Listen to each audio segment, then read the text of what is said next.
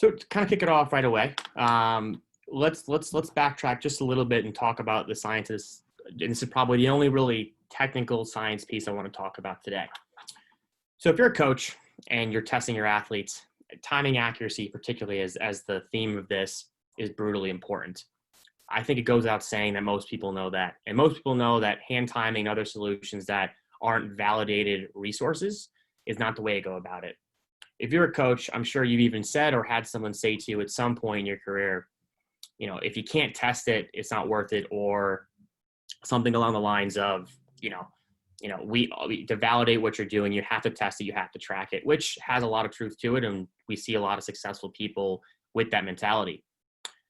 But really, if you really can't confirm the accuracy and give the most valuable data back to that athlete, there really is no use to do it. So interestingly enough, with the research we find, astoundingly, with people who in a sprinting or timing scenario actually hand time and act like it's not a big deal, they're usually seeing about 7 to 10% margin of error in their testing. That is astronomical. If you're someone who's prepping someone for a combine, a track athlete, things of that nature, that is completely blind, and that doesn't give you any guide to where you're going with training.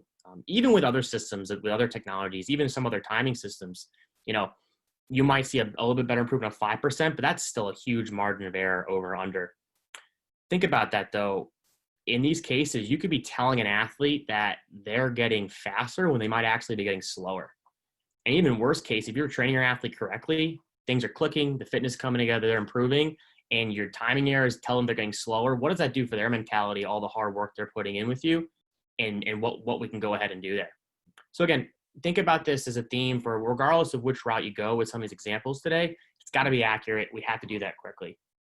One solution to that is something that Smartspeed, our timing system, uses, which is called error correction processing. It's an algorithm developed that will really differentiate between the different breaks inside of a beam when you're sprinting through it to make sure the timing is as accurate as possible.